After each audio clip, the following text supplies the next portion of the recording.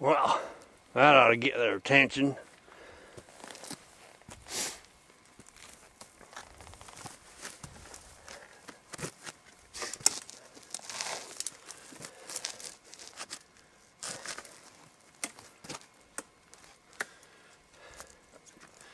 Howdy folks, Mountain Jim here with another edition of Mountain Mirth. I am an official member of the Texas Drinking Club. You can tell that just by looking at my hat.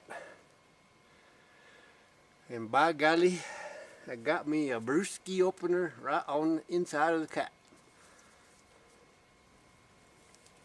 Thank you. So I found this pretty funny book a little while back, and let's see if I can find anything in here that you might get a little chuckle out of. It's called Crazy Wisdom Saves the World Again, and this guy's name who wrote it, his name is Wes Nisger. His nickname is Scoop. I'm not sure why. I'll have to ask him that sometime.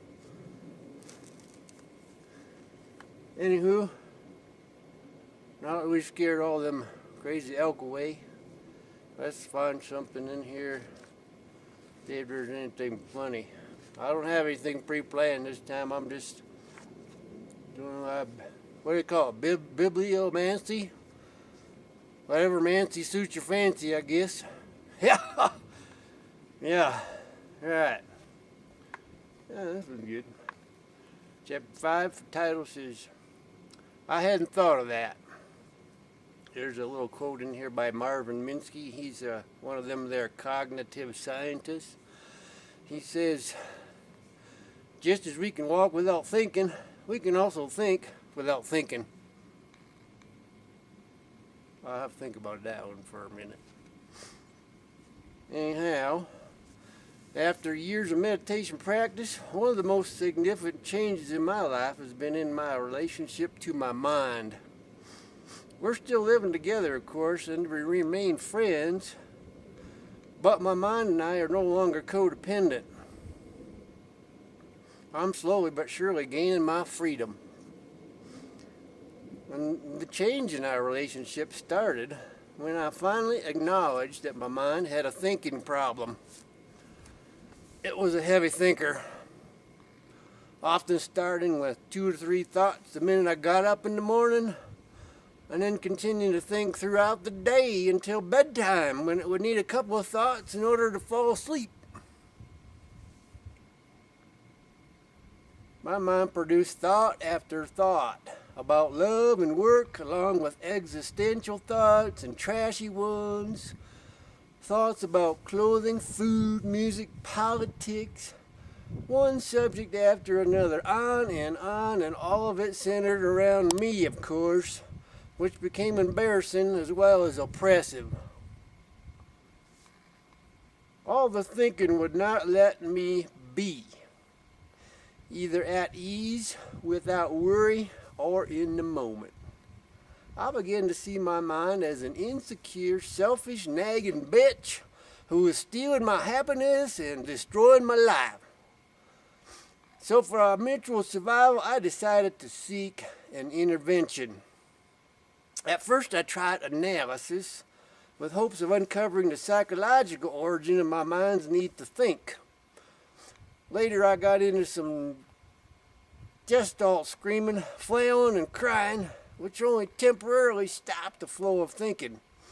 And intermittently I used drugs, trying to blow my mind by short-circuiting the neural wiring. Finally, I found me meditation. I soon discovered that the goal of meditation was not to stop thinking, as I had assumed, but rather to expose my mind to itself. Before meditation, I was completely focused on the content of thoughts, how to manipulate them and extract meaning from them. That is what I was graded on in school and what our culture considers important. But nobody had taught me how to look at the process of thinking itself or the intrinsic nature of thought. As that Tibetan sage Tulku Urgyen said, The stream of thought surges through the mind of an ordinary person who will have no knowledge whatsoever about who is thinking, where the thoughts come from, and where the thought disappears. The person will be totally and mindlessly carried away by one thought after another. Well, let's be clear. Thinking is not bad or some kind of roadblock to enlightenment.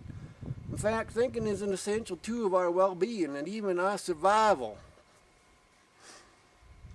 Perhaps a warning sign should be put up at meditation centers advising all to enter on the path. You give up thinking at your own risk. Indeed, thinking is fabulous. Our genius as a species is the ability to create complex symbols, agree on their meaning, and use them to encode our knowledge and describe our plans. The thinking function allows us to compute, reason, and imagine, perhaps most important of all, to share our understanding with each other in the form of speech or writing. We can even record our thinking and pass it on to future generations. Hold that thought. Unfortunately, as a species, we have grown to value thinking to the exclusion of other aspects of our being. The more we become identified with our thoughts, the more we are lost in our individual narrative, disconnected from what we have in common with other humans and other forms of life. We have turned our sense of self over to our thinking mind, leaving us lost in thought, disembodied. Especially in our culture, heads are us.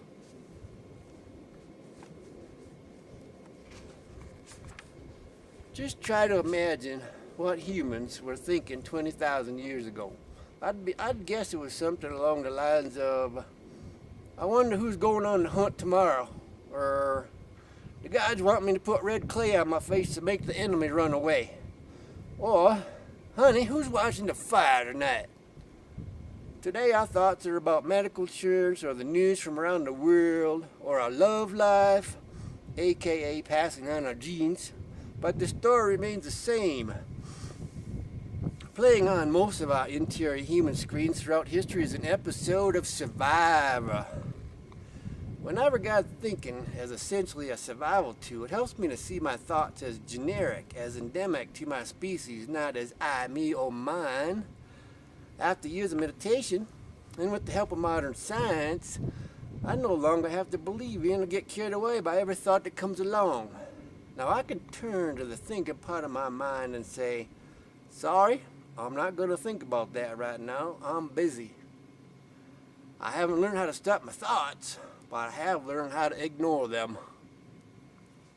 That leaves me with only one problem. Now that I've gained some independence from the flow of thoughts, sometimes I don't know what to think. Still, it's a small price to pay.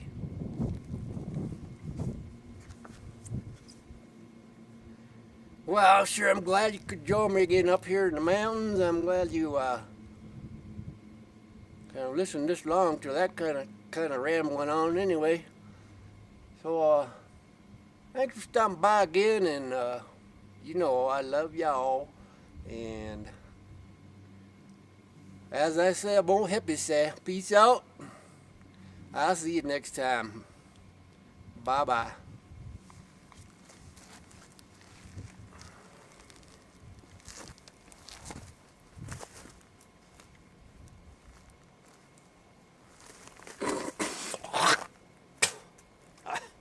I probably won't put that on tape. That was a big one, big goober.